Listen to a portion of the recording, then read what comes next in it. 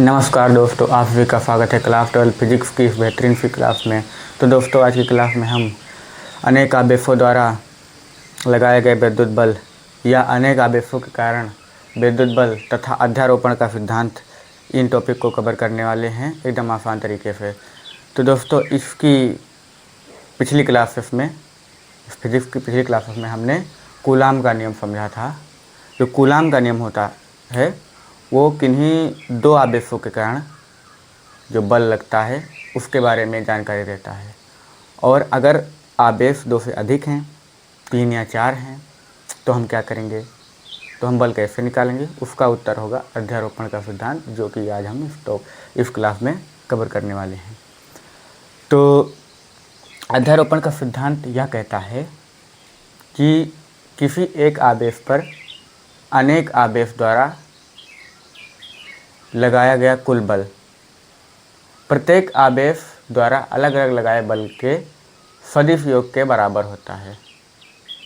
यानी कि अब हम समझते हैं कि ये क्या कह रहा है। देखिए, माना हमारे पास जो आवेश हैं, 4 आवेश हैं, 2 से अधिक मानना है, अधिक 4 हो सकते हैं, 5-6 अलग हो सकते हैं, बहुत हो सकते हैं। तो देखिए,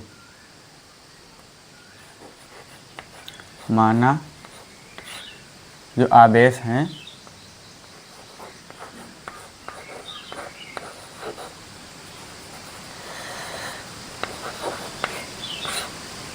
Q1, Q2, Q3, Q4 हैं। ये 4 आवेश हैं। देखिए किस प्रकार हैं। यहाँ पर है Q1 है और ये है Q2, Q3 और ये है Q4। ये 4 आवेश हैं। ये इसके बीच की दूरी जो होगी वो होगी R12 और इस Q1 की Q3 से दूरी होगी R13 होगी और इस Q1 की Q4 से जो दूरी होगी वो R14 होगी। और अगर इस पर हम वेक्टर का चिन्ह लगाएंगे तो ये हो जाएगा स्थिति सदिश। Q1 का Q2 के सापेक्ष स्थिति सदिश हो जाएगा और इनके बीच की दूरी होगी वो R12 हो जाएगी। तो ये अब दिशा भी बता रहा है, ये तीर का निशान लगा लिया। और इनकी दिशा, जो इन पर लगने वाले बल की दिशा जो बताएगा वो R12 कैप बताएगा। R12 cap. और Q1 पर लगने वाला बल Q2 के कारण जो बल लगेगा उसकी दिशा बताएगा R14 कैप। और नहीं, Q3 R13 कैप बताएगा और ये जो बताएगा R14 कैप बताएगा। अब देखिए, अब हमें जो है बल निकालना है Q1 पर इन तीनों आवेश Q2, Q3 और Q4 के कारण। तो वह कैसे हम ज्ञात करेंगे, आइए समझते हैं।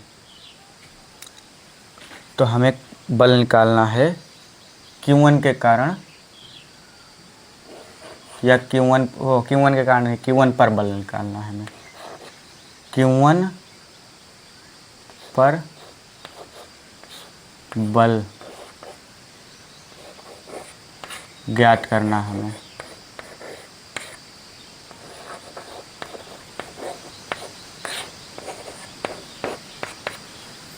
Q1 पर हमें बल ज्ञात करना है। तो जो Q2 के कारण बल होगा वो होगा Q2 इस पर बल कैसे लगाएगा, Q1 पर जो Q2 बल लगाएगा वो F12 लगाएगा। सबसे पहले तो लिखेंगे Q2 के कारण Q1 पर बल।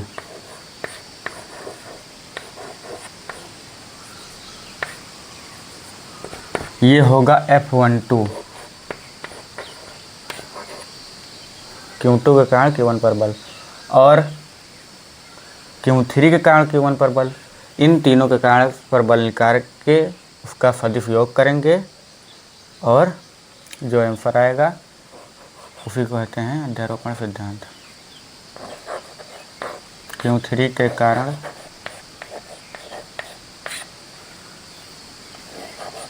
Q1 पर बल।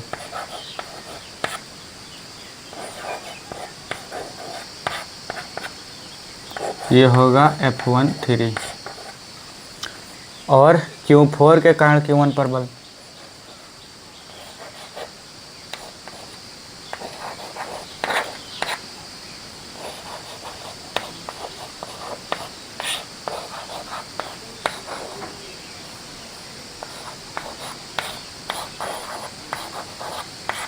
ये होगा F14। और जब कुल बल हम देखेंगे, कुल बल निकालेंगे तो वो आएगा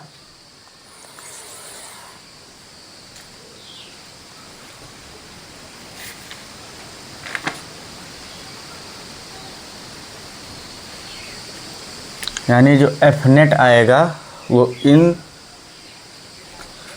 तीनों बलों का सदिश योग के बराबर होगा। F नेट हम लिखेंगे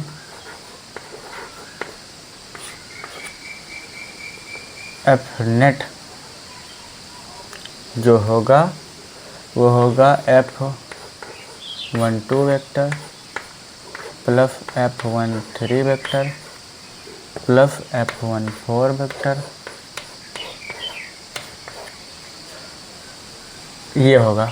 अगर ये तो 4 आवेश थे, अगर हमें n आवेश के कारण निकालना है बल, n आवेश यानी आवेशों की संख्या बहुत अधिक है, तो n आवेशों के कारण बल कैसे ज्ञात होगा?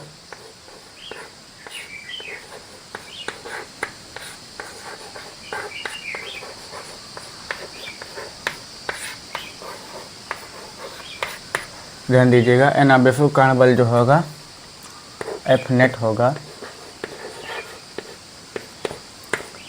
F नेट जो आएगा वो होगा F12 plus F13 plus F14 dot dot dot Fn। ये होगा n आवेशों का। अब हम लिखते हैं इसे कूलाम के नियम से।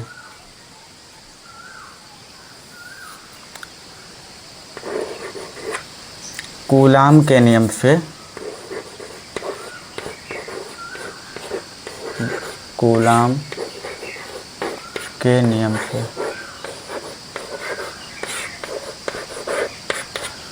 जो कूलाम के नियम से F नेट निकालेंगे तो देखिए F नेट तो ऐसे ही, और F12 यानी कि Q2 के कारण Q1 पर बल। जो Q2 है Q1 पर बल कैसे लगाएगा? ऐसे लगाएगा, इधर को बल लगेगा, ये ऐसे इधर को बल लगेगा, ऐसे बल लगाएगा, यहाँ पर होगा F12 ऐसे बल लगाएगा। और ये कूलाम के नियम से ऐसे आएगा K Q1 Q2 अपॉन इनके बीच की दूरी जो है R12 है, R12 का स्क्वायर, यानी कि 1 की दूरी 2 के सापेक्ष। इसका मतलब यह हुआ का स्क्वायर। ये तो परिमाण की बात हो गई। और दिशा भी लिखेंगे तो दिशा को लिखने के लिए हम एकांक सदिश का उपयोग करेंगे, यानी कि एकांक सदिश, पहले का एकांक सदिश दूसरे के सापेक्ष, यानी कि आर कैप, R12 कैप, ये हो जाएगा। प्लस अब Q3 के कारण Q1 पर बल, यह इसको लिखेंगे कि Q1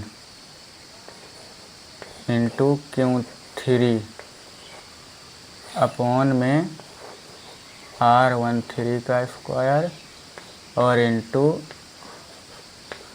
R13 कैप, फिर प्लस करेंगे,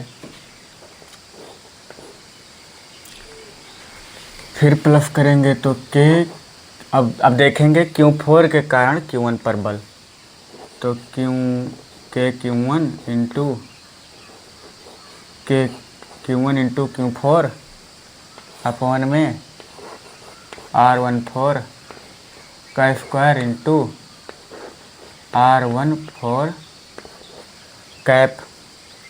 अगर ये तो होगा 4 आवेशों कारण, अगर n आवेशों कारण करेंगे तो ऐसे ऐसे डॉट डॉट लगाएंगे, ऐसे ऐसे, और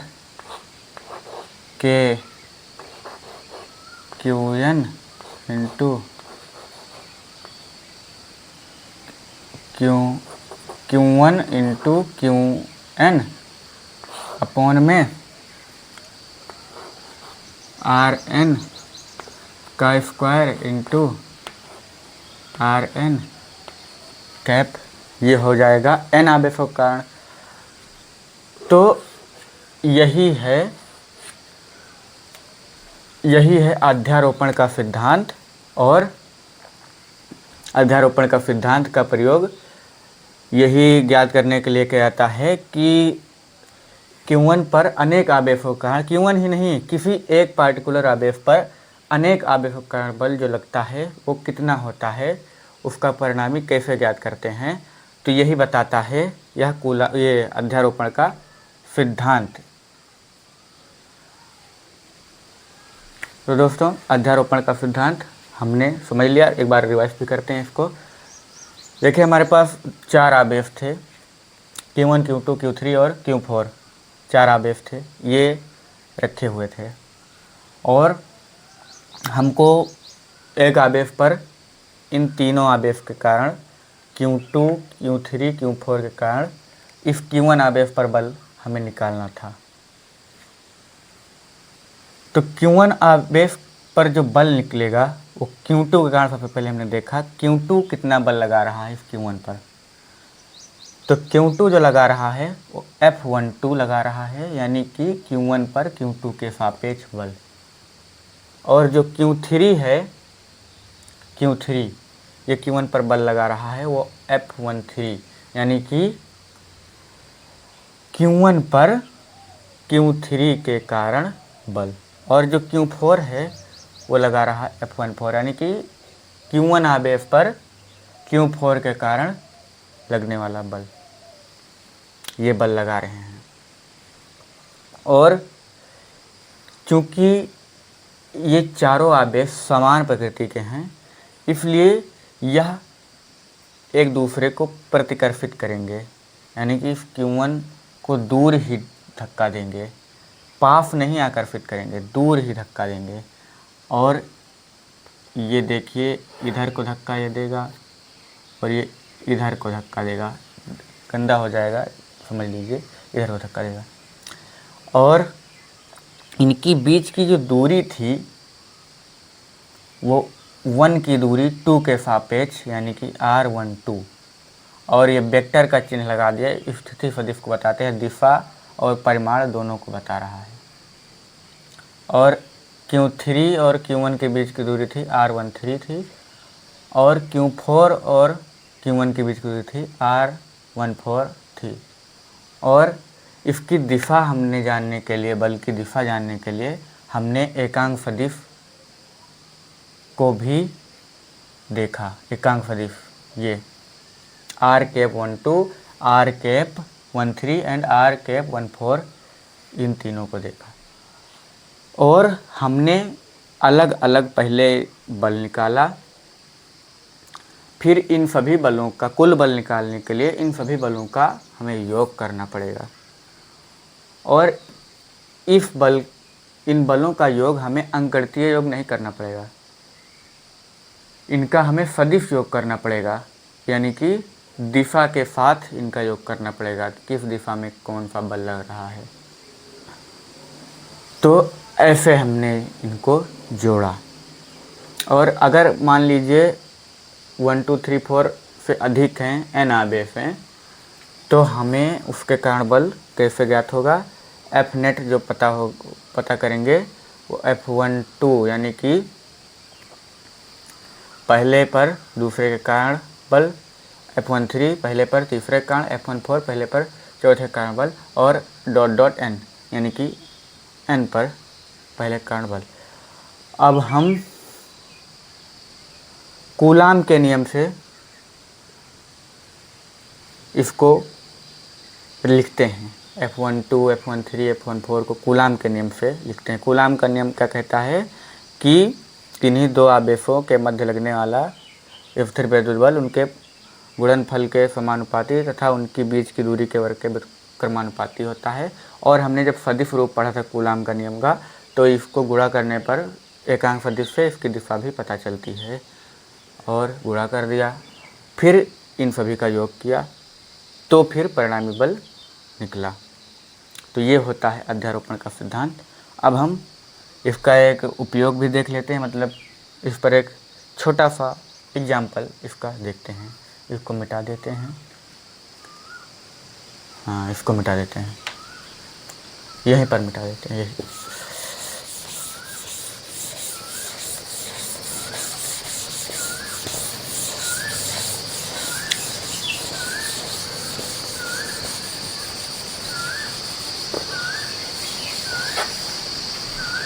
देखिए ये है एक आवेश है Q1 है, और यह है एक आवेश है Q2 है, और ये R दूरी पर रखे हुए हैं। इस पर जो बल लग रहा है F12, पहले पर दूसरे कारण जो बल लग रहा है इस दिशा में लगेगा, वो लग रहा है 10 न्यूटन। और F21 यानी कि इस Q1 के कारण Q2 पर जो बल लग रहा है वो इस डायरेक्शन में लगेगा, और ये लग रहा है 4 न्यूटन लग रहा है। अब हमें परिणामी बल इसका ज्ञात करना होगा, तो कैसे ज्ञात होगा। F नेट जो होगा वो ऐसे होगा, विपरीत दिशा में लग रहे हैं, इसलिए विपरीत दिशा में जब भी लगेंगे तो ये बल जो होगा वो इसमें से घटाया जाएगा, क्योंकि अपोजिट दिशा में लग रहे हैं। तो जो F बड़ा वाला जो बल होगा उसमें छोटा वाला घटाया जाएगा। F12 माइनस होगा F21, और F12 का मान है 10 और 4, आंसर आएगा 6 न्यूटन। F नेट का जो आंसर आएगा 6 न्यूटन आएगा, लेकिन और इसकी दिशा जो होगी वो दाईं ओर होगी, क्योंकि इसका मान ज़्यादा है तो बल जो आवेश होंगे इधर को ही जाएंगे। अगर ये ज़्यादा होता तो आवेश जो बल लगता वो इस दिशा में लगता, लेकिन ये ज़्यादा है तो इस दिशा में ही लगेगा, दाईं। ये हो गया। तो कूलाम के नियम, वो अध्यारोपण का सिद्धांत की मोटी मोटी बात समझिए कि जब हमें सदिश जो योग करना होगा वो अंकगणितीय नहीं योग करना होगा, उनका योग सदिश योग करना होगा। दिशा के साथ हमें जोड़ना होगा विद्युत बलों को। और जो कूलाम का नियम है वो दो बिंदु आवेशों के मध्य लगने वाला बल को ज्ञात करना सिखाता है, और जो अध्यारोपण सिद्धांत है यह दो से अधिक या अनेक आवेशों के कारण लगने वाला बल को ज्ञात करना हमें बताता है। तो आज की क्लास के लिए इतना ही। तो